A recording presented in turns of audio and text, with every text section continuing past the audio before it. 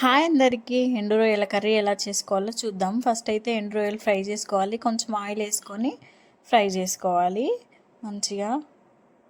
అది ఫ్రై అయిన తర్వాత మళ్ళీ అదే కడాయిలో మనకు తగినంత ఆయిల్ వేసుకోవాలి. జీలకర్ర యాడ్ చేసుకోవాలి. జీలకర్ర చిట్పట్లాడుతున్నప్పుడు కట్ చేసి పెట్టుకున్న ఆనియన్ని యాడ్ చేసుకోవాలి.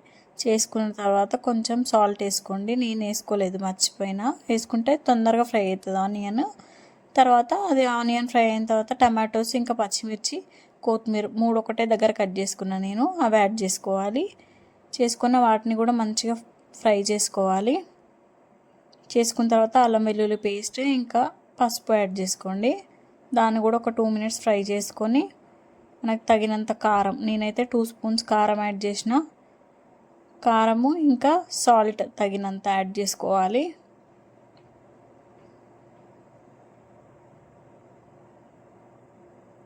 యాడ్ చేసుకొని వాటిని మంచిగా ఫ్రై చేసుకోవాలి.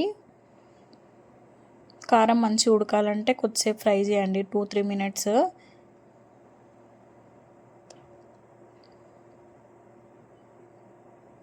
తర్వాత కొంచెం మసాలా, ధనియాల పౌడరు ఇంకా కొబ్బరి పొడి యాడ్ చేసుకోండి, టేస్ట్ బాగుంటుంది.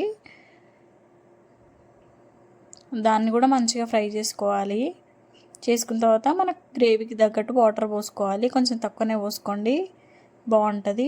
తర్వాత మనం హాట్ వాటర్లో సోక్ చేసి పెట్టినాం కదా ఎండు రొయ్యలు, అవి తీసి దాంట్లో వేయాలి. కర్రీలో వేసుకొని ఒక 5 మినిట్స్ మంచిగా ఒకసారి కలుపుకొని ఒక 5 మినిట్స్ అట్లా వదిలేయండి. దాన్ని ఆయిల్ పైకి వచ్చే వరకు ఉంచాలి.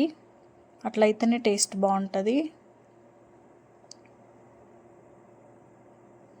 ఆయిల్ పైకి తేలేంత వరకు ఉంచి గ్యాస్ ఆఫ్ చేసుకోండి. Thank you for watching.